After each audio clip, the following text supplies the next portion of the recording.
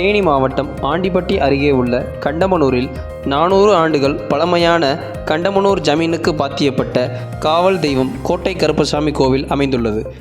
இந்த கோவிலில் இன்று வருஷாபிஷேக விழா சிறப்பாக நடைபெற்றது.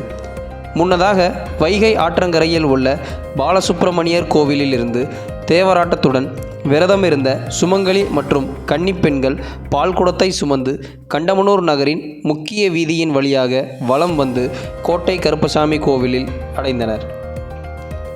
ஊர்வலத்தில் வந்த பெண்கள் அருள் வந்து சாமியாடி வந்தது பெரும் பக்தி பரவசத்தை ஏற்படுத்தியது. பின்பு கோட்டை கருப்பசாமிக்கு பால் குடங்களை ஊற்றி பால் அபிஷேகம் நடைபெற்றது.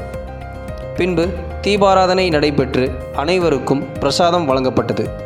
இவ்விழாவில் ஆண்டிப்பட்டி மற்றும் சுற்றுவட்டார பகுதிகளைச் சேர்ந்த 100க்கும் மேற்பட்ட பக்தர்கள் கலந்து கொண்டனர்.